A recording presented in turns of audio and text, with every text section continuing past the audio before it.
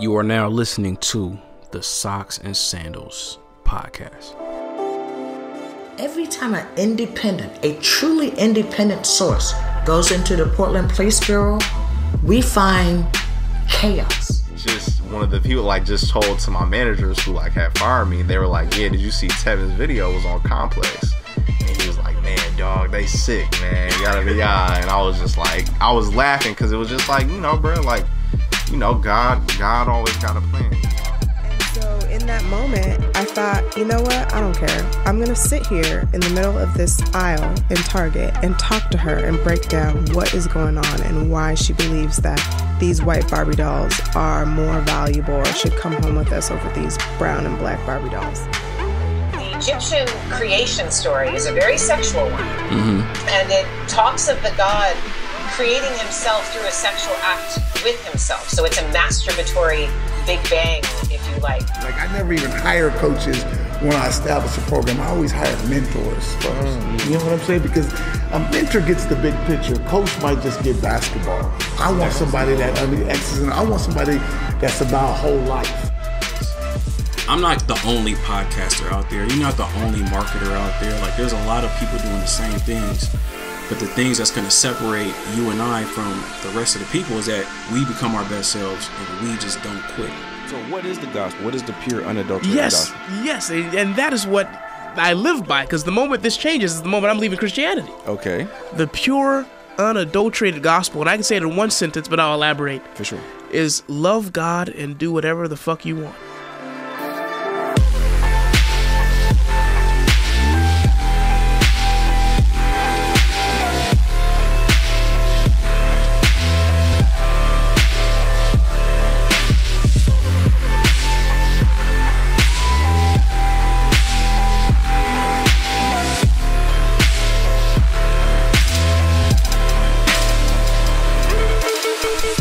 What up? I want to welcome you all back to the Socks and Sandals podcast, where society, culture, history, and religion collide, and we unapologetically discuss our worldviews. It's your guy, Emmanuel.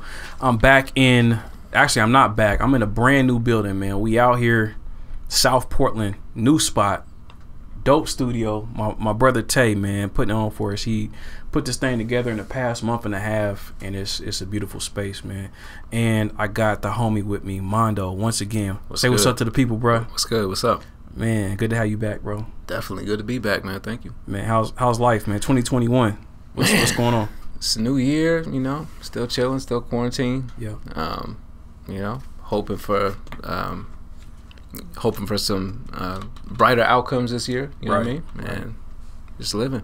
Word. You taking the vaccination? Is coming? Is that coming your way pretty soon? Nah. Is they doing that? They forcing y'all to do that at your job so you can go back to the office? And I'm straight. I'll be the last. I'm gonna see the effects of it and still not do it. Yeah, bro. It seems to be a lot of complications going on. Yeah, bro. When I saw the clip of Biden allegedly taking it, that's when I was like, hell no. I didn't see that. What happened? You didn't see that? Yeah, there was a clip of him. Some news. It was something that I saw online where he allegedly was getting the vaccine, but they didn't. I don't know what was in it or if they did, but the fact that you're trying to convince me with this old ass white dude, I'm good, bro. Something's in the water, bro. Yeah. All the black folks gonna take it and something weird gonna happen to us and he gonna be fine. So I'm good. Speaking of which, rest in peace, Hank Aaron. Definitely. Legend. They said he took it a week before he passed, but then they said they couldn't trace it back to that. Yeah. But it's come on, man.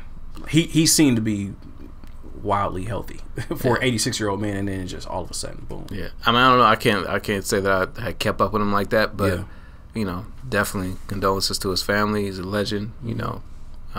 Contributed a lot, obviously, to our history in sports and all of that. So yeah, Word. Blessings to them. Now Zeke has been on his documentary swag, and I happen to be one of his people, so I'm honored, bro. I appreciate you.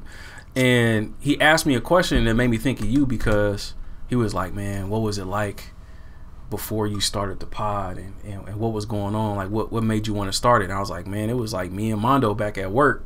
For real. And just plotting about, how we gonna get out of here?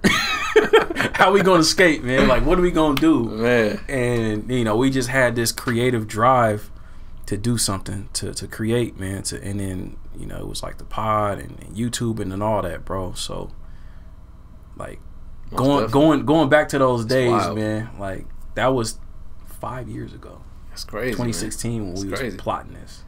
Was it?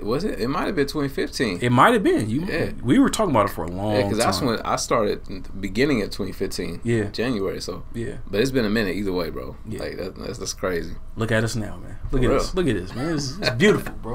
We didn't came up. You know what I mean? So it's wild, man. But let's get into it, bro. We got a lot to cover today. Indeed. A lot going on, society, culture, history, religion wise. We gonna hit all 4 of these pillars tonight. All right. So first things first, man. We might as well start with what's been going on with the Capitol siege, as they've been calling it, domestic terrorism, white rage, white terrorism. What are your initial thoughts of what happened on January 6th and what's been taking place surrounding that up to this point, bro? Man, my initial thoughts, I mean, I wasn't so surprised, you know, because I feel like there's a certain spirit that lives in a lot of them, and that didn't surprise me. But tell me about this spirit and the them. I mean, like when you look up the history of the Vandals and barbarians, I don't want to get into all that. Let's go. But like, you know, it is what it is, right? And I don't want to be inflammatory. But my initial, when I looked at the video, I thought it was beautiful, right? I'm not gonna lie to you. Like I thought the reason why it was beautiful, I did not see a nigga in sight. And looking back though, there was a couple. There was a couple Waldo. There was a few Waldo ass niggas that I saw. Right. But like for the collective, I didn't. I was like, this is beautiful. White destruction, white on white crime, white people tearing this country down from the inside out, and we ain't got shit to do with it. Like I thought it was gorgeous. You know what I mean? Like I wasn't offended until I saw a few niggas. But you know, they can have a few of them. But like the fact, it's always a few, bro. Exactly. The fact that collectively speaking, we were not involved, like that's all that matters to me. Man, you know. I kind of feel you on that. Like when it was happening, you know, I remember, man, it was like 1 o'clock, 1:30 in the afternoon that day, and Renee's like, "Babe, come downstairs, look at this." I was just like, "What?" You know, it was Law and Order on TV. Like, what's happening right now? You know what I mean? And I went down there and I seen it. And I was just like, is this really happening? Like, is this real? But then I was kind of happy too. I was only happy because I feel like this type of activity is overdue. Mm-hmm. And it's been happening, but it typically gets quelled by the people that really have an issue. Yeah. When it comes to Black Lives Matter or just any black folks that are revolting against injustice. Yeah. Like proven injustice, not like some sham election that nobody can prove that it was real votes that was tossed out. But like injustice that's been happening, a great injustice that happened to all people, regardless of race, color, or creed, is those damn $600 checks that they was trying to send out. That is reason to go burn that whole thing down. Like, you gonna send me $600, bro? After all I done for you, everything that we done for this country, you gonna say, and y'all just gave us $1,200. Yeah. Now there's a new strain. So it was. Now we shut the country back down, and you give us less money. Nah, we storing that whole thing. All of y'all's disrespectful. So you think they just felt shortchanged? No, I'm just saying. I feel like it would have been more justifiable. It would have been more logical. If what happened? To go storm the Capitol for an offense that was really extremely disrespectful. Okay. But they went in there because Trump told them that the election was stolen. Oh, I see. And I don't think it was stolen. I see what you're saying. So it's like, go in there for a good reason. Don't go in there because this dude gets you gassed up. But I mean, even like, let's assume he was correct, which I can't say neither here nor there, but what is this going to actually prove? Like, what's going to become of this? Like, what did they think the outcome was going to be? I don't know. That's what I just got to know what the end game was. They think the country was going to say, "Oh, damn, well, all right, Biden, you got to step down." Like, what do you think? Like, this is not Game of Thrones, my nigga. Like, like, what do you? Bro, the hypocrisy is so real though, because you think about when Trump is leaving office, he's going out, and that scandal is votes were stolen, the election was rigged. Yeah. When he got in office 4 years ago, the scandal was Russia was running interference with the votes, and Russia, you know, they're the ones that pushed the election in the direction that it went. But that doesn't matter now. Right. So it's like, it's not a problem then when it's you on that side of it. But now that you're on the other side of some, you know, potential vote shifting or whatever, now you want to have your people go in there and charge. Like, come on, man. Yeah. Like, just take your L, bro. You know, I wonder if they would have had this same energy if Trump would have pardoned Lil Wayne and Kodak Black before that. I just wonder if you can't let them niggas free. I wonder if they would have felt betrayed and like been, you know, supporting Biden at that point. I just, you know, I don't know. You know, that's a great point that you raised there, sir. Now, the ironic, or maybe not so ironic thing that's going on right now is I read a few articles where the Justice Department and the FBI are debating whether or not they're going to be charging these people that have charged the Capitol. Of course. So they're saying they have like roughly 200,000 tips that have been sent into the FBI. They've identified at least 800 people. Didn't they arrested people, didn't they? Yeah, they did. A good amount. They arrested a couple hundred. They've identified 800. Yeah. And so now they're debating whether they're going to charge them.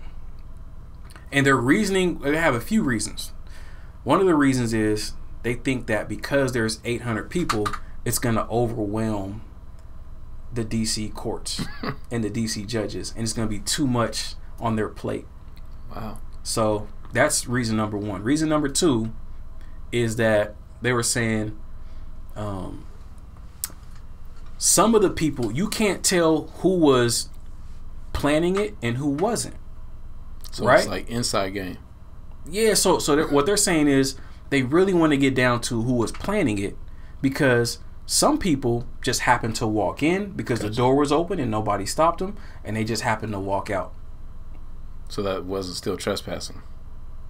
It's still trespassing. Okay. Right. But because they weren't being violent and because they weren't there to do any harm, they just happened to walk in because the door was open. Why charge them? And then if we charge them, why burden the court with that charge? It's a non-violent offense. Let's just let them go. I mean, how do you feel about that, bro? I mean, it's no surprise. Obviously, you know, they're protecting their own. Like, if, you know, we know what it would have looked like if it was a group full of us and these type of shenanigans. Right. There'd be nobody to persecute at the end of it. Like, I'm just be honest, you know. So like, we know what time it is, bro. So it's not surprising. I'm not even offended at this point. It's just what we've come to expect. We shouldn't be outraged by preferential treatment at this point. We just gotta understand what time we're in, where we are, and it is what it is, you know. But think about this though, like, this is full on terrorism. Yeah. Now, me personally, I don't see it as terrorism. I see it as the country cousins got mad, and the city cousins is like, "Hey, man, relax." But the country cousins is like, "Nah, man, I don't like the way y'all doing things down there. We gonna do it our way." You know what I mean? And so I do see it as a family dispute. Yeah. However, if they don't prosecute these people, I'm worried about internationally what that opens us up to. True. Because if they see that, you know, these people can be bought and hired as like safe faces to go in and do dirt, like do whatever, then we can easily be infiltrated and easily be taken down by any type of international, whether it's Russia or whether it's China or whoever is trying to infiltrate America and bring America down. I feel that. I don't know if that's a good thing or a bad thing, to be honest, but it's still a big threat that we have hanging over our head, knowing that these cats can commit this type of treason, can be a traitor to the country, can storm the Capitol, can, you know, do all these things and get off with like no consequences, bro. I feel that, and it kind of opens the door for more even like terrorism within, like the same sort of incidents. If you don't make an example of people, then, you know, who's gonna stop the next person from you know, starting some stuff. But yeah, I get it. But like I said, like, I can rest confidently and well that there's very few of us involved. You know, like that I just, you know, I'm telling you, it brought me so much joy. Oh man, it was like, oh my goodness. But like, it was like folks get watching TD Jakes, like. Oh, man. Like, it was that spiritual for you, bro? I don't know if I would call it spiritual, right? But like, I'm sitting here watching like my, you know what I mean? Like it was a celebration for me, like for sure, on a mild level. But yeah, I think the most glaring thing, or there's a multiple glaring things, but like, did you hear about the girl that allegedly allegedly stole Nancy Pelosi's laptop? You hear about her? Mm-hmm. Okay, so her name is Riley June Williams. She's 22 years old. So they found like evidence of her on one of those Discord chat rooms saying that, hey, I stole some shit from Nancy Pelosi. And then her boyfriend called FBI and said, hey, she stole Nancy Pelosi's laptop and she's trying to sell it to Russia. Now, this is like high level crimes against your country. You know what I mean? Yeah. They let her go home on house arrest. I mean, well, it could have been strategic. I don't know. Like, but if they think that, you know what I mean? Like, she's clearly being watched. But do they? It's almost like they really don't care. That's possible, like, whatsoever, bro. That's possible. I don't know their angle. Like, listen, I'm gonna give them the benefit of the doubt that if they let her go, it could be what you're saying. It could be that, you know, she's got the complexion for the protection and they just don't care and they, you know, don't see her as a threat. Or it could be that, look, if she has breached, let's see who reaches out to her or what her next move is, or if there's any contact made within the coming months so that we have a route to you know. But I don't know. I mean, I guess I don't know a whole lot about that incident, but it don't surprise me. Bro, the sick thing that they're trying to get off right now is they're saying that people were just following Trump's orders, and because they follow their leader, they're like absolved of any wrongdoing. You know what I mean? So it'll be interesting to see what comes from this. I think it's going to be more injustice, which is going to be a benefit for them because they're not going to do any time. But like other people are going to look at that and be like, "Damn, it's wild, man. There they go again." Yeah, getting stuff off. Now, one of the most entertaining things that I've seen from that whole incident was, I think it's the QAnon or Quanon shaman, you know, the dude with the Viking horns and the little that and his face painted. Mm-hmm. So when they went in there, he gave the official white supremacist prayer. That's what it was? I mean, that's how I see it, bro. It came across as like an official, because I have not heard like a hardcore white supremacist prayer like that, but it was dripping. Bro, but there was a few black folks in the congregation. I know, but like the words, like the way that he put it together, it was beautiful. And for the listeners, we're gonna play it right now. Jesus Christ, we invoke your name. Amen. Amen. Let's all say a prayer in this sacred space. Thank you, Heavenly Father, for gracing us with this opportunity. Thank you. Oh, gotta take the hat off real quick. Gotta show respect.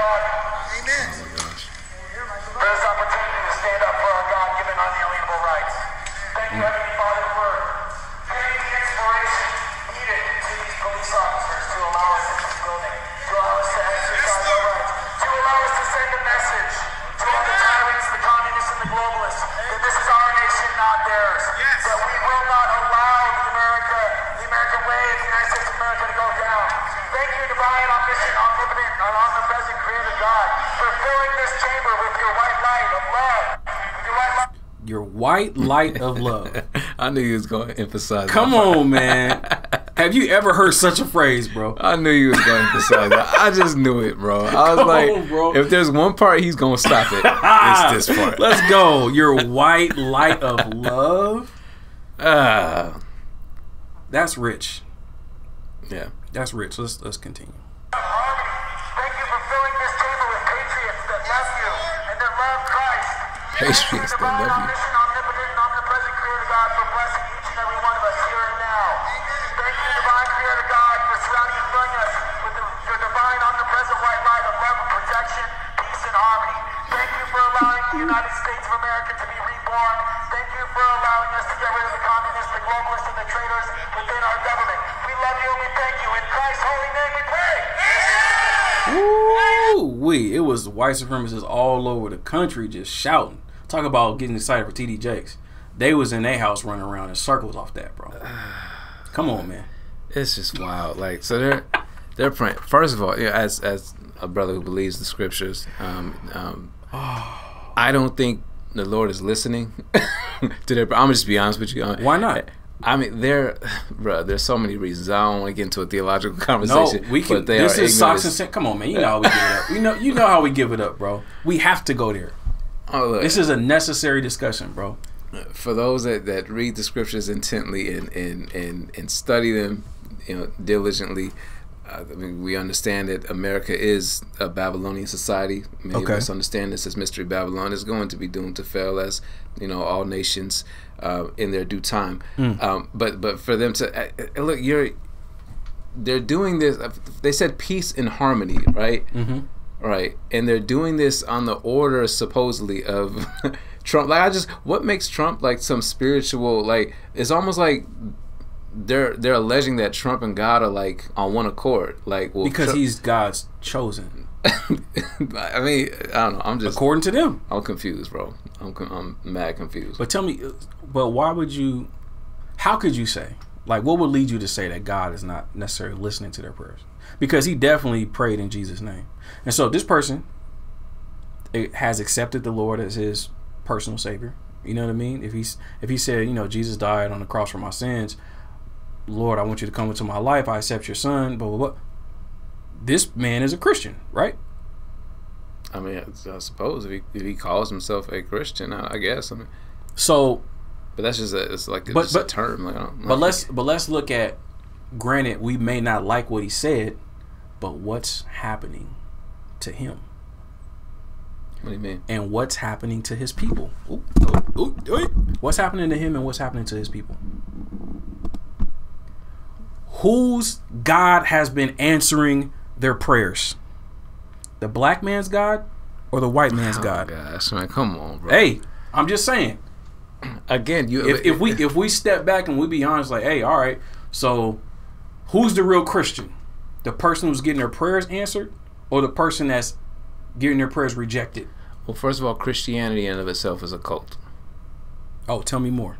I mean, it's a cult. Like, there's nowhere where the chosen of the Most High or those who even followed Christ ever called themselves Christian. The term is used in the Bible, but the ones that called those people who were calling Christ Christians were Romans. Okay, right, and Antioch, or Asia Minor, right? Okay, it was the first place we ever see that term being used, not by the actual disciples or people following Christ.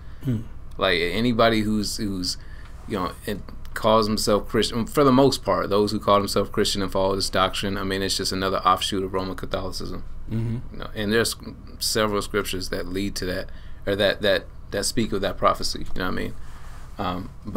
But there is no Christianity without Roman Catholicism. So absolutely, yeah, that's my whole point. Like, but I mean, so anybody can say so black Christianity or black, Protestant, whatever, same thing. They're offshoots of Roman Catholicism. Absolutely, I don't doubt that. So whose God is answering their prayers? The Roman Catholic God, or the black Protestant American adapted? No, but like even the faith to their style of Christianity God. Even like the black Protestant though, like that's still an offshoot of Roman Catholicism. I get it. It's the same but thing. They're believing in supposedly the same Jesus. They're using King James Version. So they're using the King James Version. Yeah, but these folks don't read intently or nor study. Like, the Bible is an interesting book, man. It's a very interesting. It's the one book to me. Like, here's the thing. It's probably the one book that I can think of that practically no one has read, but everyone has an opinion about. Like, I'm just thinking about, like, hey, that's a great point that you bring up. 99% of people, even in church, hollering and stomping on the devil, don't read the book. They don't read it. They go to church on Sunday and listen to the pastor read 2 verses, right, and talk for 2 hours about what it means in your life, right. And they still leave not knowing nothing, right? That's the people that go to, let alone the people that, like. But everyone's got an opinion about it. That's what, that's why I just, I keep to myself with it. I think for those that are supposed to understand, they'll understand. And there's so much prophecy within it, you know what I mean? Like, it agrees with archaeology, genealogy, geography, history, but But again, that's probably another conversation for another day. But they always seem to go in this direction, don't they? They do. When we, I just knew, man. Like, but like I had a similar exchange with the listener on the pod. I don't know how he identifies. He seems to have European ancestry on both sides of his family, but I don't know. But he had a similar thing where he was saying like, yo, these people aren't followers, or these people aren't disciples. They're just followers, and basically kind of minimizing their level of true Christianity. But now that I'm not in it and I'm just looking, I'm on the outside looking in, but I've been in it, so I know what it's about. I'm like, well, you can say that they're not disciples, they're just followers, and you can say that there's a difference, but at the end of the day, according to the doctrine, the Christian doctrine, whether it's coming from Roman Catholicism or you're on the Protestant side, what all of these pastors are saying and what the doctrine is saying and what these seminaries are saying is, if somebody professes Christ, then they are a Christian, and therefore that person is your brother or sister in Christ. Okay, but so you can disagree with how they give it up, but at the end of the day, that is your family. So be respectful when you're talking about your family. Okay, but where does I challenge you, like, where does the Bible say that though? I'm not here to debate what the Bible says about that. I'm here to talk about the actual doctrine. Okay, yeah, and we can agree. And I want people to think about the doctrine that you believe. Do you really believe it? Is the Quanon shaman and all them dudes that was in there with their hands raised and eyes closed and they took their hat off in respect and praying and saying, Father God, omniscient, omnipotent, and all of that? They were saying the same things that we used to say. So why is it that they're praying to a different God, or they're not connected to God because we don't like what they did? Because they very well could be doing the Lord's work and we just don't know it. And their prayers very well could be getting answered because what's happening for them in their life, they're getting more favor on this earth than what we're getting and what we have gotten. Well, you could say that they're doing the Lord's work in one regard, because you don't necessarily have to be someone who understands Scripture or even has a real connection with the Most High to be fulfilling the work that He's prophesied for you to fulfill. That's a fact. Even Nebuchadnezzar and of Babylon and Pharaoh of Egypt and all, like, they were performing works that the Most High ordained for them to perform without being followers of Him. Interesting. You know what I mean? Yeah. It doesn't, yeah. Bottom line, them folks are lost as hell. Like, and again, I delight in the fact that there wasn't too many of the chosen with them. But it is what it is, bro. But clarify for the people who are the chosen, my brother. It's another conversation for another day. Man, we're gonna leave them on a cliffhanger. But we will come back eventually and touch on that. So, the last time I had you on the pod, Joe Biden. You need us. You owe us. Joe Biden. First, he told us that we weren't black if we didn't vote for him, right? And then second, we had discussed Angela Rye and Amanda Seals and a few other, Alicia Garza and a few other black women that made a little video on the, I won't say a little. They made a video for Washington Post as an appeal to have Joe Biden bring on Kamala or any other black woman as a VP. Yeah. Like we were wrong. You and I were wrong. It worked. He got a black woman VP, and he won. I mean, she's black. How do you feel about being wrong? She's blackish. That's Bo. If I'm gonna just keep it 100, like, she, like, come on now. Anyway, it is what it is. She is blackish, though. Bro, have you seen her family though? Like, she can't claim blackness. Anyway, that's funny. She is blackish. She really is, bro. He picked a safe black, but but it's cool. It's cool. I'm not mad at him. You know, it was man. a ploy, obviously, and it worked. And then his favorite did what it was supposed to. Yeah, I thought about, you know, initially I had the same reaction as so many of us did when he said that if you don't vote for me or if you do, you ain't black. But then I got to thinking, like, he's saying that because so-called black folks of America have always, he belongs to the party that we worship, right? That we've always bowed to, that have never had to do shit for us. And we've been loyal to them to a fault.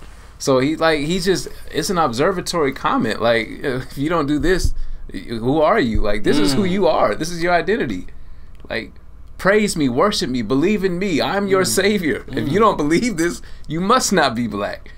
Look at what we did to Kanye when he supported Trump. That's a fact. Everybody was, oh, you a coon, you this and that. Yeah. So they're admitting themselves that you must not be black because you supporting them. So when Biden says Candace Owens. Exactly. Similar treatment, bro. So when Biden says that, he's really just reaffirming black behavior. You know what I mean? Like, that's cold. It may sound, you know, weird to say for him. He still can't say that though. Like, I get it. You know, I get it. You know, I'm with you, but I'm just saying, he got that off on Charlemagne, but like, I'm not having that, bro. Like, I'm just mad. I'm gonna check him on that. I'm just mad that he thought he was clever. Like, the fact that he had a smirk, like, oh, this is really, I'm gonna win him over with this one. Right. Like, somebody should talk to you, bro. Yeah, that was in tough. He's like, I can't wait to say it. Exactly. He had to, like, the fact that was a decision they made hours beforehand probably was upsetting. But I mean, he wasn't really lying, you know. So, black people have delivered him into this seat, delivered him into this spot. Facts. I want to say, I was looking at the numbers. Y'all don't quote me on this, but definitely look it up and fact check it. 58% of white Americans voted for Trump. And I think white people make up, 65% of the population right now. So if it wasn't for black people, especially in Georgia, all them folks in Atlanta, I was wrong again. Get your booty to the poll. It worked. It worked. That might have turned out a few 100,000 that got them over there. I mean, all of this stuff worked. Hey. And then, you know, so he's in office now, right? So it worked.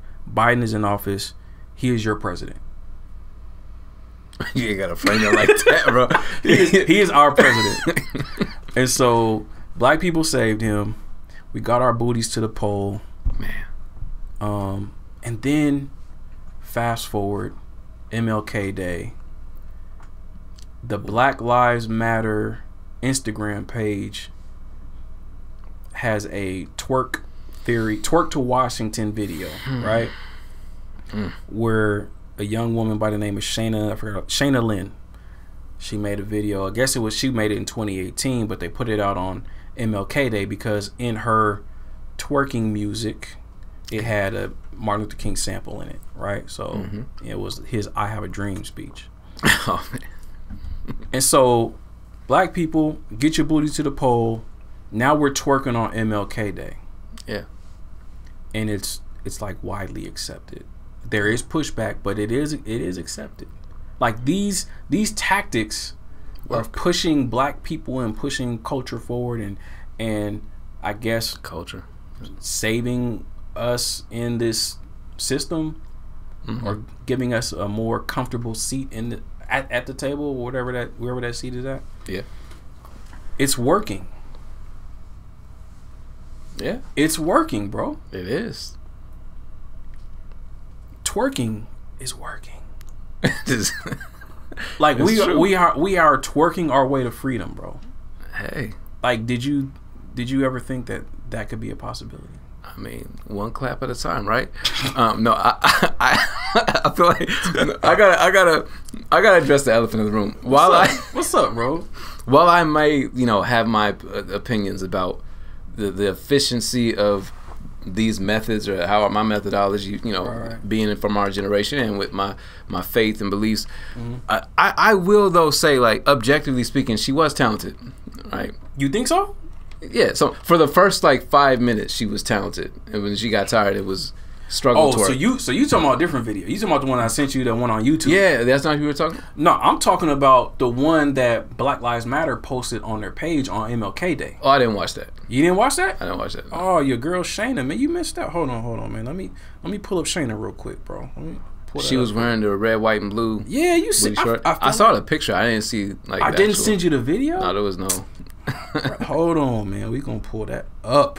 Hold on. Where is it at? So, this is the one that Black Lives Matter posted on their page on MLK Day.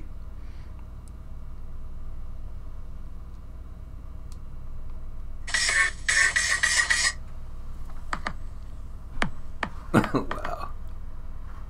Well over 1 million views. It's your girl, Shayna. Okay.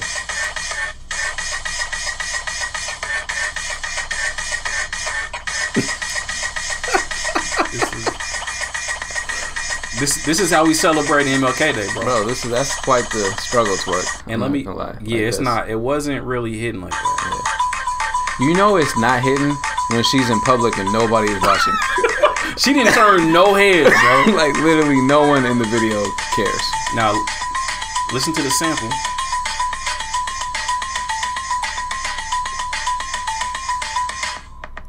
What will go down in history Oh my gosh.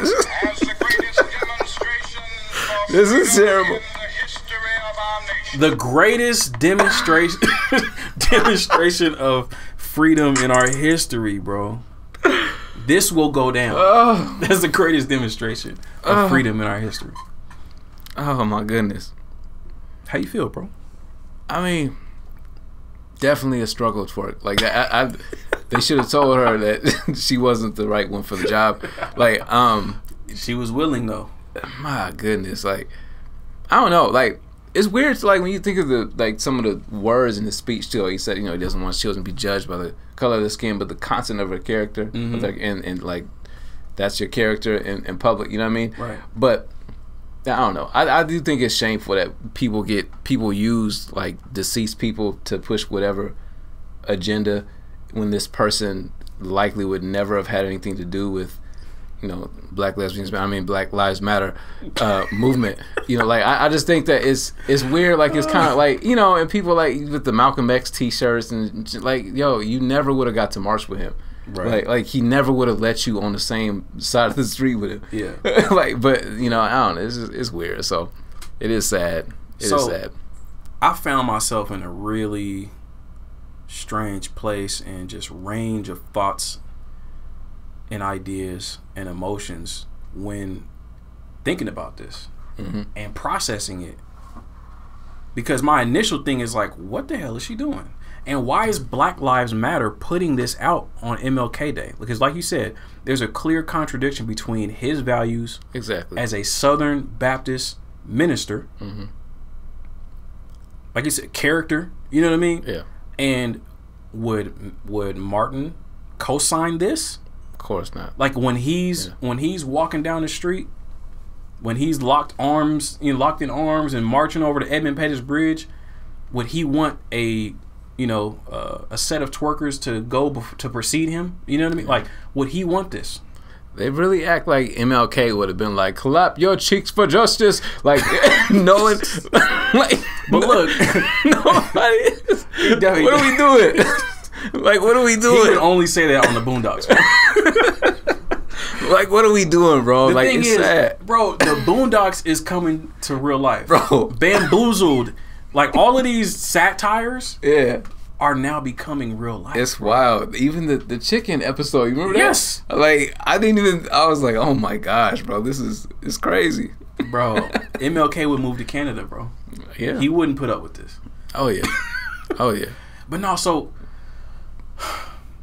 as I was like listening to what she was saying and her reasoning, actually let me do that. Let me play a little bit of her reason, because I don't think you heard this. I didn't know that one had the videos. I just watched the other one that she sent. Bro, and I didn't send you all these because she did 3 IG lives, I want to say that day or the day after that video came out. She was giving her reasoning for why she did it? Or? Yeah, so she was telling us about Twerk Theory. Oh, gosh.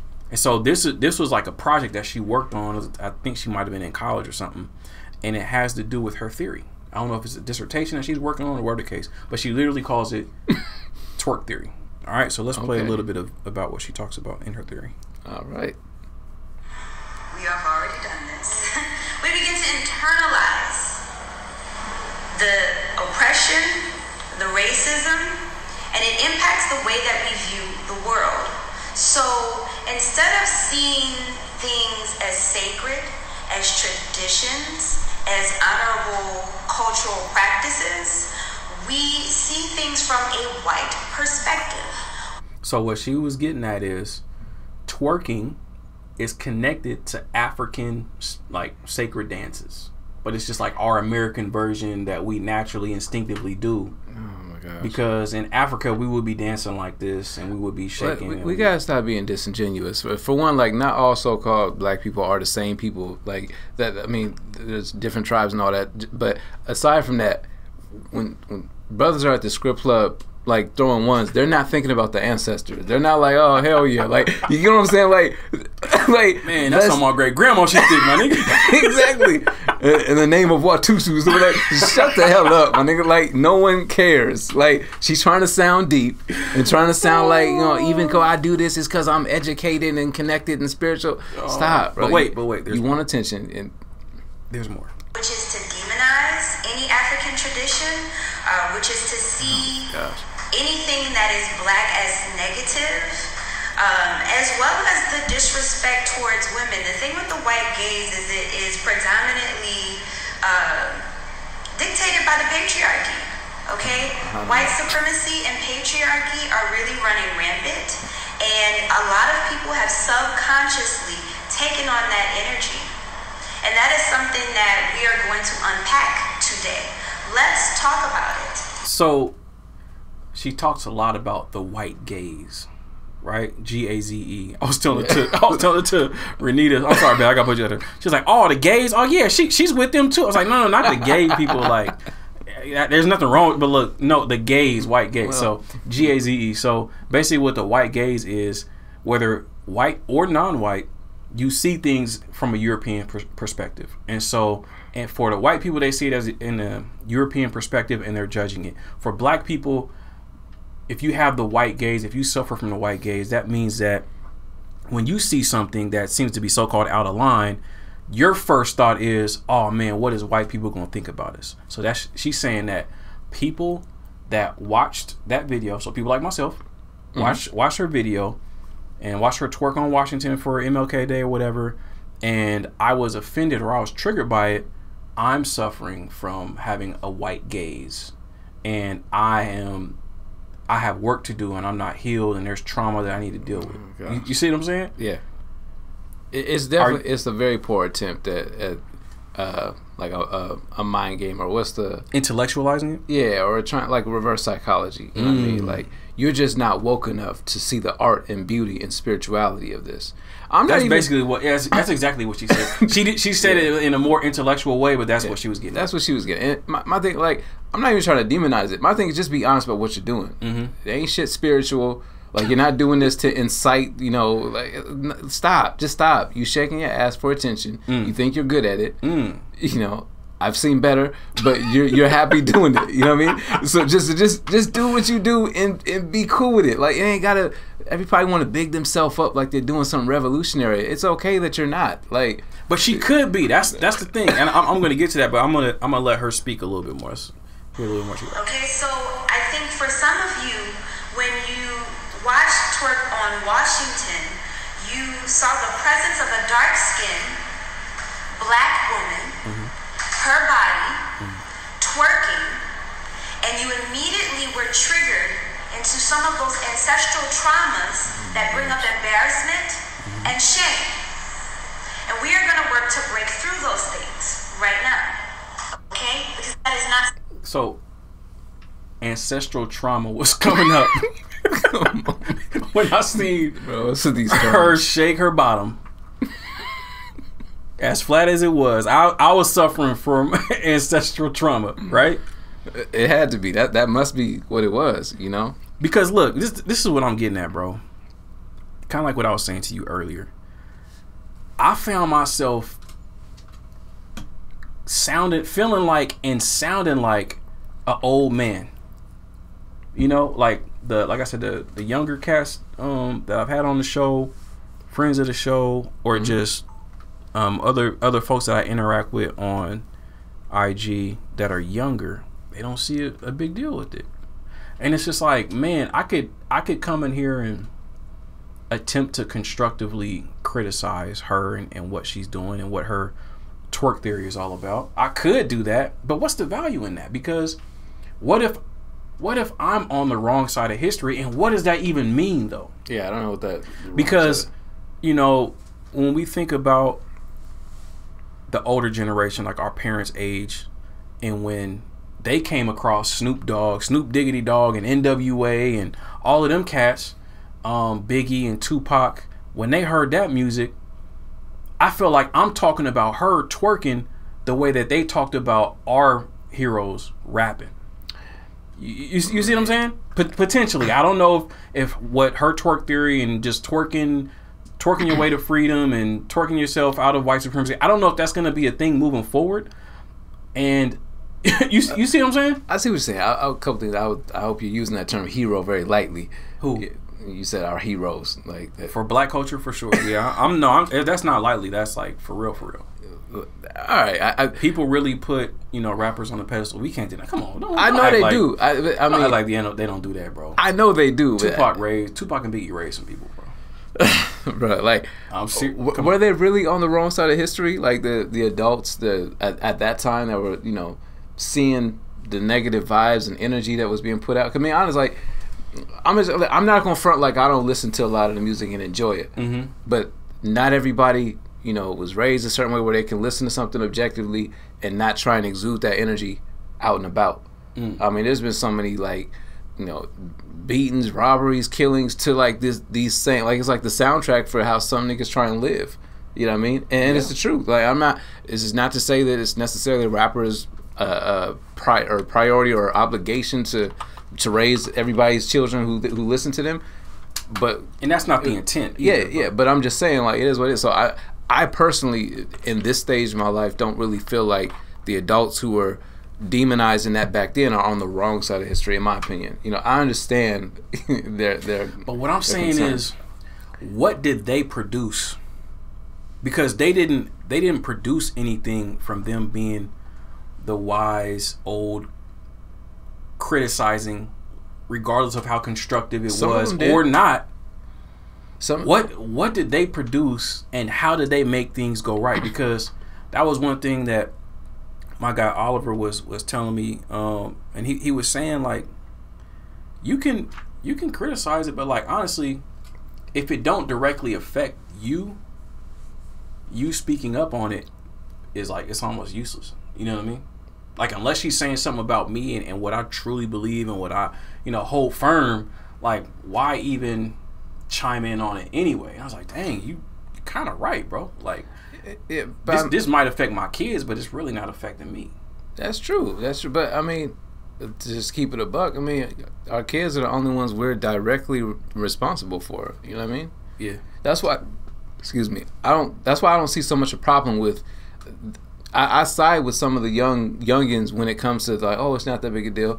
It's not that big because it's not my daughter. Like, it's not no kin to me. Like, as long as we raise ours up right. I mean, we watch that from afar and okay, wow, look at that. Okay, yeah, never be that. Now let's go over here to where we're doing. It is what it is. Right. like I don't really get emotionally attached to it. To me, like I'm just kind of out of that whole. And I may be wrong for this, but like, I don't know. Like, I have what I guess so-called racial pride, but at the same time, I feel like so many of us have so many different ideologies and there's so many different influences out there that it's kind of hard to act like we're all on one accord. Like, we have to find some sort of uniform, code of ethics that all of us are going to be on board with. That's just not, it's not realistic. That ship has sailed, bro. Yeah, it's not realistic. So I'm not really, to that point, I wouldn't really put it upon myself to be trying to tell people, oh, you shouldn't do, she's somebody like her is too far gone, But is she though? Yeah, like there's no coming back. She's gonna do that. She'll be wise and you know, maybe speak to how maybe this isn't the best way to do this when she can no longer physically do that. But I don't think so. This is what I noticed, because I watched 3 hours of her talking about it. And at first I thought you said 3 hours of her twerking. I'm like, no, damn, bro. No. How did she do that? And why did you watch it? No. I could barely sit through that joint I sent you. That was a struggle. I'm like, what is she doing? That's sad. Yeah. But if there's any sort of embarrassment, it's not ancestral trauma. Yeah, it's more so just embarrassed for her. Like, damn, like you really just did that. Like, you're struggling out there. Like, you know what I mean? It's almost like it's like watching somebody sing the national anthem who's horrible, like in front of a crowd, or like if you're watching a play and they're forgetting the words and they just look awkward out there and everyone's staring at you. Like, I just felt bad for her. Like, damn, like, you know what I mean? Like, so, I don't know. Yeah, bro. But I think that she's not far gone. I feel like, you know, if you listen to more of her content, she has gone through something, and she's going through something. So I feel like when I was watching it, I identify with her. That's why it got me thinking. And now let me let me explain that, bro. Please do. Let me explain that. So when I started twerking, oh my God, bro. Oh, in 2016, I wasn't just starting the podcast. I was actually starting the twerk team too. No, I knew it was coming. So when I started the podcast, I was on a journey, a personal journey. Like, this podcast means more than just starting a business. This was literally a personal journey for me. And so as I was on my journey, I had my doubts about my faith and what it, like, the doctrine of it. Like, not if a God exists, but like, is what I believe really true? And if it is, I have to test it out. I can't keep telling people that I have the truth. I can't keep feeling so confident on something that is not battle tested. Like, in the streets, like getting in front of people, talking to people that are experts in this, experts in that. You know, they're part of this religion, they're part of this faith, they're atheists, they're agnostic, whatever. You have a great amount of knowledge on whatever, so I need to test it. So, but as I'm going through my journey of trying to prove to myself that this is right, or trying to answer the questions, like, I'm hurt and I'm asking those questions and I'm doing these activities because I have certain doubts or I have certain things that have happened to me. And so it's like, as I'm trying to persuade somebody, I'm persuading them from a place of being unsure and from a place of confusion and hurt. I think that she's gone through some things. If you listen to her talk for at least one hour, let alone 3 hours, she uses the term white gaze, I would say, at least 40 times. And so I feel like she's been through something where that white gaze has hurt her. Like, she really thought that she was cool with somebody, or this guy really liked me for who I was, but it was just him. He just wanted me for my body, and he just seen my body and he wanted my body, and he just seen me as a sexual tool. Or she had a friendship or a relationship with somebody, maybe it was a girl, and she just seen me as this, or I was judged for this. And so now, and she talks about liberation and trauma and getting free and all that type of stuff. And so I feel like she's going through something, and as she's going through it, she's creating a theory. She's creating this cocoon of feeling safe while going through whatever she's going through. So you feel like maybe like Brad introduced her to his parents and then she never saw him again? Potentially. Okay. Potentially. I you know, it's I don't know, like, maybe she's been through something. It's possible. I don't know her life, and obviously you watched a lot more of her talking than I did, so there could be something to that. But in my heart of hearts, I feel like you're giving her too much credit. No, but look, it could easily have been said. It can easily be said that she's too gone, she's too far gone. It could easily have been said about me. If I met me or someone just like me 5 years ago, I would have said that about me. But here's the thing. Here's what I noticed to be the difference. You are on whatever journey you're on, seeking, you know, your own understanding, right? I don't think that she's necessarily seeking understanding while twerking in front of people. She's doing that because she enjoys the attention. Potentially, you know what I mean? Potentially, yeah. Like, if it's like, you would be doing what you're doing regardless of who's watching. Like, I doubt that she just wakes up in the morning and twerks to herself with nobody around, unless she's practicing to be able to perform in front of people. But you do that because you want. I think it's a part of her cardio. It could be, but like, when you go, you have a whole function where you twerk for 10 minutes and then try and say some allegedly deep things afterwards to try and bring it all full circle. Like, you're doing this for context, y'all. There is a 10-minute video of her twerking. She made a video called "Twerk Till Exhaustion" in 2017, and it was like a performance piece. And she twerked for like 7.5 minutes, and then she kind of stopped. And I put it on my story, but and I'll actually put the link in the show notes so you guys can watch that video. But yeah, she was twerking for 10 minutes, and it looked really bad. It was terrible. Yeah, I mean, she might be on a journey, but I just don't give too much credence to, like, I mean, you're obviously doing that for a reason. You know what I mean? Like, let's just not act like it's not always more than what meets the eye. Like, you want everybody to look at you, so this is what you're doing. Like, this is the way you feel that you can get attention. This is how you feel. You like the gratification that comes from that. So, but what is the what can we take away from this, though? You know, because whether she likes the attention or not, she's doing this. Get your booty to the pole worked. Black Lives Matter, an extremely, no matter if you agree with them or not, they are extremely influential in today's society. And so they're pushing this, they have accepted this, and they're broadcasting this to the world and to their followers. And so their followers are going to agree with whatever they put out there regardless, just because, yo, I rock with Alicia, I rock with Patrice, and I forgot the other young lady's name, but I rock with them, so whatever they're on, I'm on.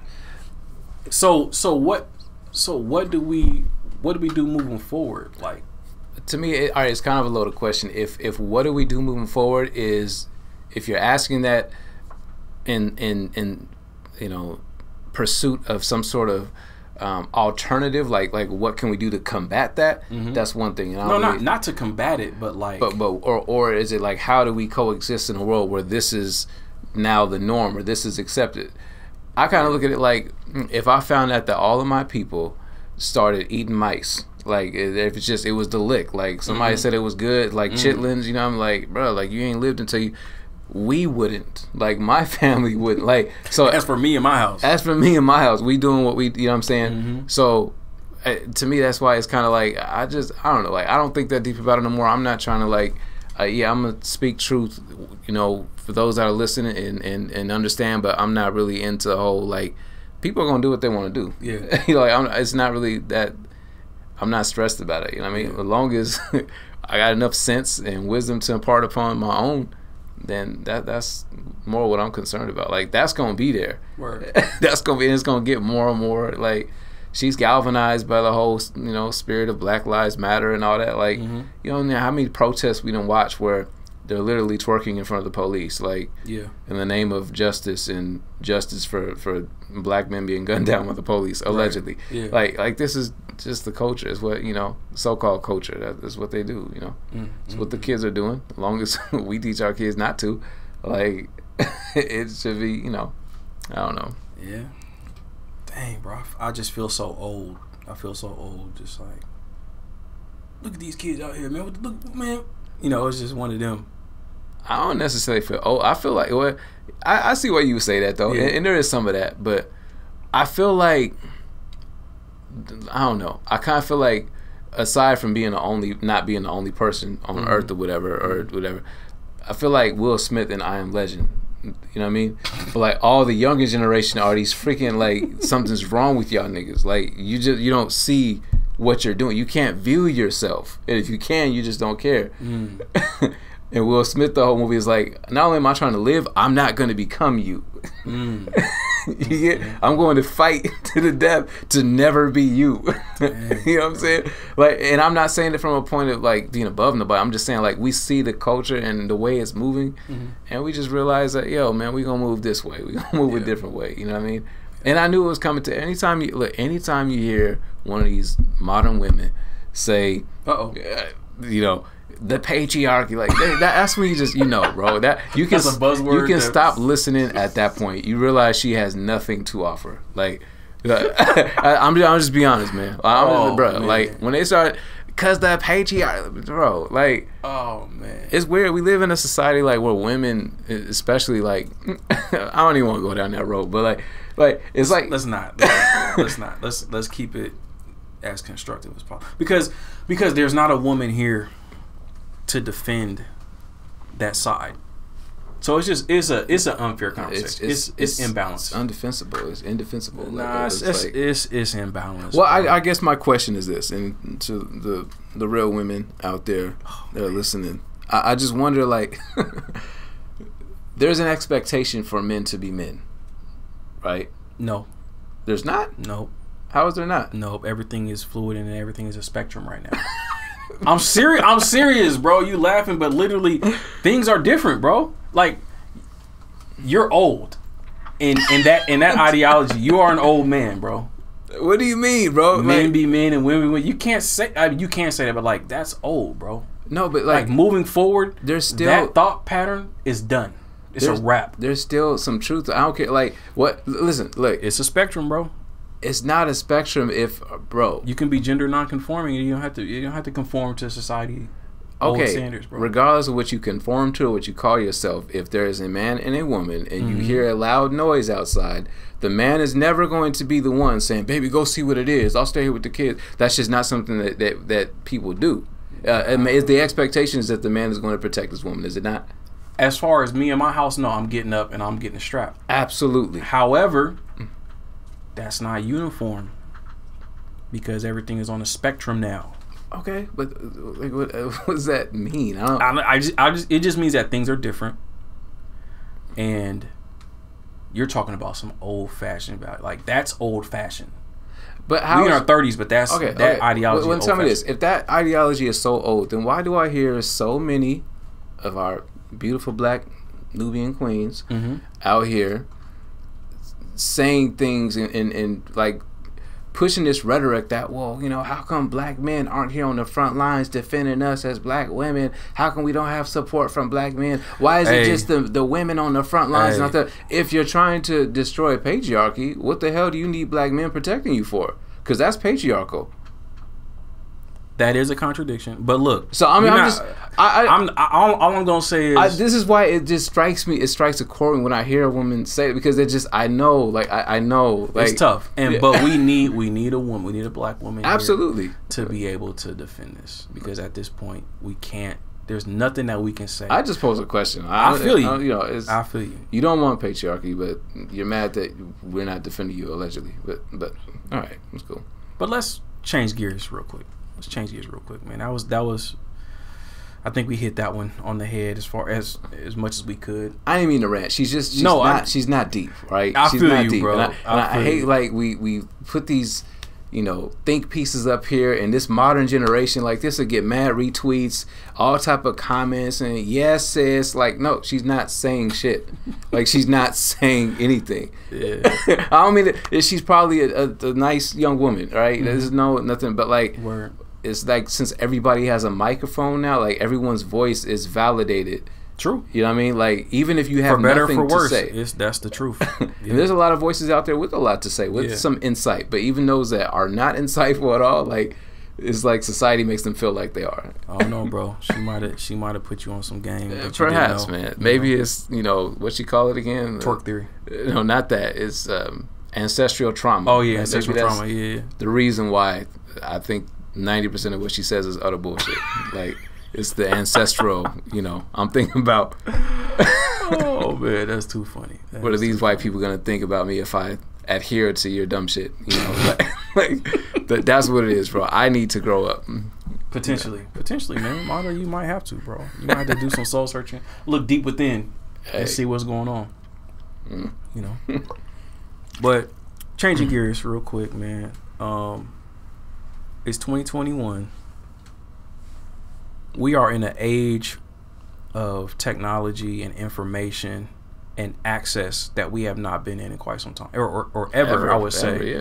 Especially in America. There are so many of my peers, yourself included, that are into investing and thinking in the future. It's like black people have finally gotten out of this stage of survival where we just think, oh, I'm dead at 18 or I'm dead at 21 or I don't see no future for myself because there's no opportunities.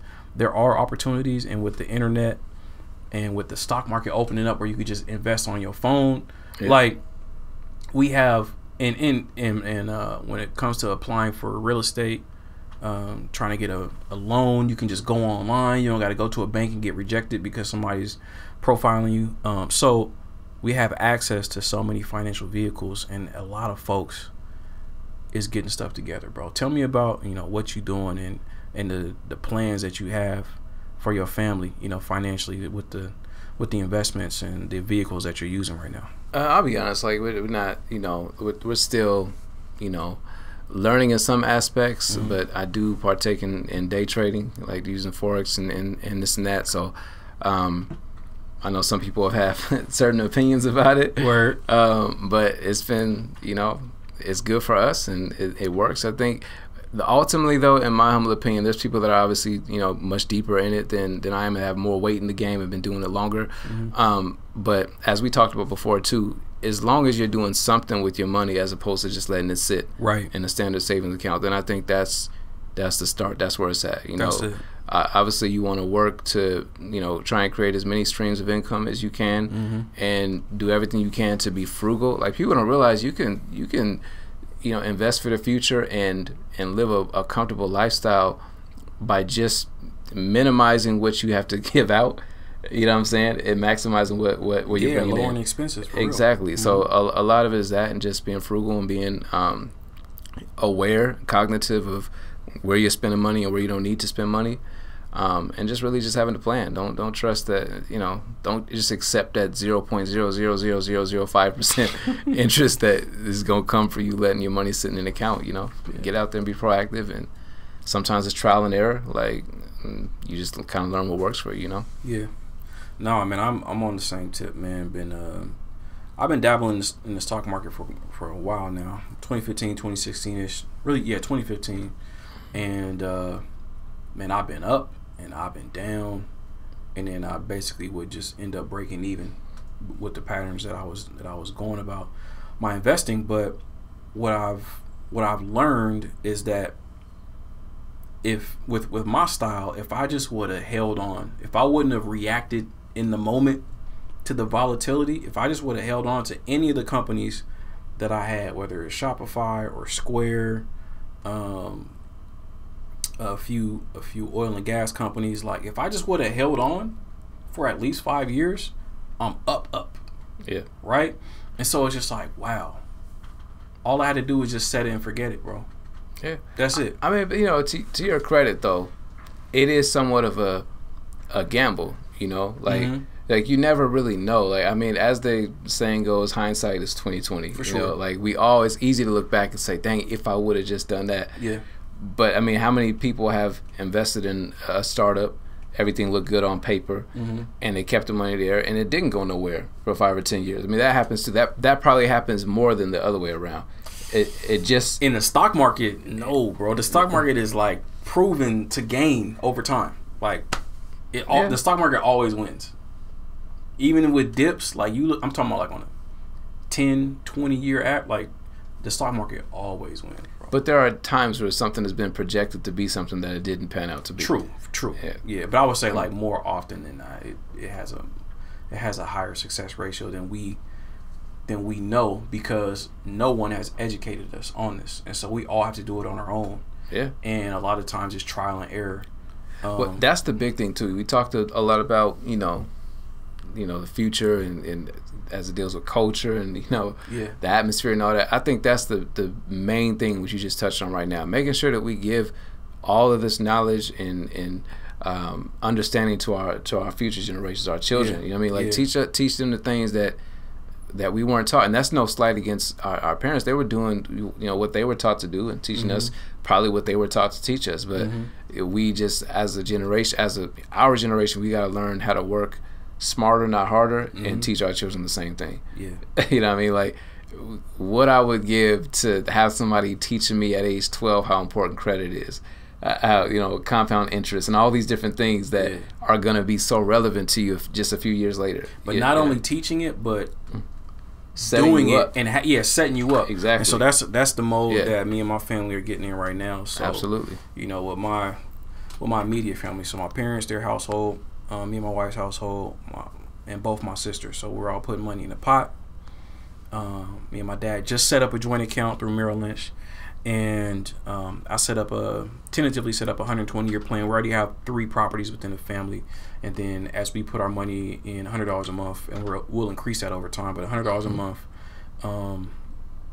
the plan is to have 20 properties in the family within 120 years, and but like it could easily exceed that based upon how well we do with our investing, because I'm just talking about just raw money going in, not the interest that we're getting, not the dividends, not the gains that we get on whatever capital gains that we get on our investment properties. And so after 2 years with no investing, we'll be at like 9,600, but like with investing we should be at 11,000, 12,000. You know what I mean? And so, and that could be, and then we could by 2 years step that up from 100 to 150 or 200. Like we can easily stack up and start buying properties. Absolutely. Or investing in whatever is popping at that time. Like we have the ability to hop in and not have to like, all right, y'all, let's get some money. No, the money's together. Yeah, so we build it, we show it, we create a family trust, and so that all the properties and all these assets go into the trust. So even if one person passes or even one person whatever, the money is in a trust, so it's not going to be taken by the government. It's not going to affect estate taxes and all that type of stuff like when people die. So it's going to be protected, and we show it, and we show our kids this is how you take care of each other. And now there's at least 1, 2, 3 houses in the family that's paid for, taken care of. We've written this out, it's paid off. Now my grandkids and my great grandkids, when they grow up, they have somewhere to stay. Their housing is taken care of. And so now that they don't have to, when they turn 18 or 22, they have to work some job that they don't want to work just to survive, to not be able to actually follow their passion in life until they're 30 or 40, because I just had to get on my feet. Yeah. You good. You on your feet. Now do what you love and continue to build and continue to take care of your, future generations. So that's dope, man. Yeah, man. That's what we on, and I know that like other people, I started having these conversations. They're like, oh yeah, I'm doing that too. Oh yeah, we do. So it's like other people are already on this type of time, and it's just like kind of just a coming of age of knowing what we have, all this information, all this education, and now strategizing to take care of future generations, bro. That's what's up, man. Yeah. That's dope. I mean, and the more you put that in perspective, it just kind of brings light to the fact that I feel like poverty is not only is it a condition, but it's more of a mind state. Mm-hmm. You know what I mean? Like the fact that like you guys are on point saying that we're going to practice group economics, and there's no way that all of us collectively are going to fail if we have one goal. Exactly. There's no way. We're too educated. We all got jobs in some capacity. Yeah. And $100 a month is not a lot of money. And so we can all do that. Even if we wasn't working, like we can scrounge up $100 a month. Yeah. You know what I mean? So, and at a certain point, like you said, you could, who knows, 3 years from now, you guys might have it to the point where you could give 2 a month. Who knows? But like the fact that you have a starting point, I think that's dope, man. And that's a model that a lot of us, should follow as a people. That should be something that we're, just teaching one another to do. Bro, getting out of like us setting up our future generations to get out of poverty and not have zero net worth. You know what I mean? Like the path is so attainable. Yeah, it is so attainable, and we make we need to vote for this person, and we need the government to do this. You really, at this point, you really don't. It would be nice. Yeah, it would be nice that all this work that we've been doing and what our ancestors have done in the past, it would be nice to be, properly compensated for all of that. But even if we're not properly compensated, even if we don't get reparations or whatever the case might be, getting out of poverty and setting ourselves up and having a family account or doing all of this is attainable, bro. Oh yeah, I think a lot of it too. And we touched on this when we spoke on the phone about it too. But so many of us just have this mentality ingrained in us, men and women. I guess I was trying to decide, but just as a culture, well, we are too busy trying to compete with one another as opposed to like building with one another. That's a fact. You know what I mean? That's like we too busy either trying to keep up with the Joneses, or if they got this, I gotta prove that I got it, or if they got this, I'm gonna prove that I'm outdoing them, as opposed to like let's put our minds and our resources together and do something bigger together. We can build something bigger together than any of us can do trying to stunt on one another. Building, you know, and going that long route is just not appealing.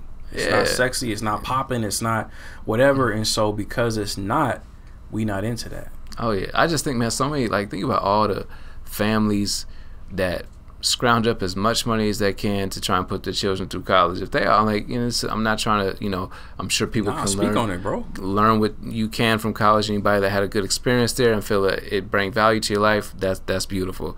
But I'm just, from a logical standpoint, I'm thinking like, what could have been done with all that money if they put it together and keep it in the family and find a way to invest with it? I'm just saying. Cause you go to college, like you go to college, you save up all this money, you put $80,000 into X university, and then only for your kid to get out and make $45,000. Exactly. And like you $80,000. Yeah. You know what? How much that would increase over time? Like. In 4 years, what that would do in the market? There's some sort of stat I saw that it said, like, you know, of the 50% of people that actually finish the 4 years of college, 50% of them end up defaulting on their loans within the first 10 years or something like that. Like, so I'm just saying, like, when you look at it, like, sure, there's like a small 16 or 15 to 25% of people that win with it. It just worked. They got out, did the years, they got the good job. But I mean, real talk, like, I don't think that system or that model was necessarily made for us. Not that any of us can, you know, can't prosper with it, but I just feel like you said, 80 grand, like, how many down payments is that in the right areas with the right properties, you put down bro? 80 grand, but your kid is making $45,000 a year and living in an apartment. Like, they literally could have had a house. And what they would be paying on their mortgage, if you put $20,000 down on the house and you don't got no PMI, private mortgage insurance, like what they're paying on their mortgage, they could be paying less than what they're paying in rent. Oh yeah. But no, we invested that in college. What would that $80,000 do in its own index fund in 5 or 10 years? Come on, man. I mean, just like, bro. But we giving it to people that are supposedly gonna teach us or give us a fancy little piece of paper, and you know, hopefully increase their earning potential that they're probably never gonna max out for another 10, 15 years. And hopefully their student loan is paid out. I mean, it's just, to me, it's trash. But it's a nasty game, bro. But that's what I'm saying. Like, we have so much access to information now. College is definitely it's always been overpriced, but now it's like wildly overpriced because all the stuff that they're teaching you, man, it's outdated anyway. Like, you can get real-time information and you can get private courses that are going to give you much better information from people that are actually doing it, not just some teacher that was given a book to teach you out of that did case studies from 5-10 years ago. You know? So I mean, all of the so-called education system, not that there's some things you can't learn that are of value. I think it's important, you know, to learn how to, you know, navigate efficiently through the English vernacular and learn how to, you know, speak well and understand grammar and all that, mathematics and science to some degree. All that's cool, but like, so much of what our kids even learn in school is just indoctrination, bro. It is. You know what I mean? It's bad, bro. Like, we still celebrate Columbus Day. Like, I'm just saying, like, let's be real, bro. Like, full on indoctrination. What are we really teaching kids, bro? Like, lies. So they ain't trying to teach us how to actually win. Like, if they really wanted, you know, especially so-called black children to win, why wouldn't they be teaching our children about finance and the stock market and credit and all these things at an early age? They don't want us to win. They want us to, you know, be the meals and, you know, you got to work hard and just, you know what I'm saying, just have faith. And they're like, bro, like, no one's teaching us how to win. We got to teach ourselves and our children, bro.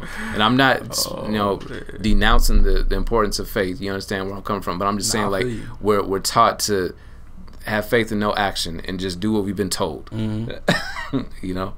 Because that was going to keep you alive. But some of the things that kept you alive or that kept us alive, like, all right, that's cool, but now we got to progress. And that's why I was saying, like, we don't have to be in that survival mentality now. Like, now we not, you know, we still under a system, white supremacy, racism, but we're not, it's not as imminent of a threat as it used to be. Yeah.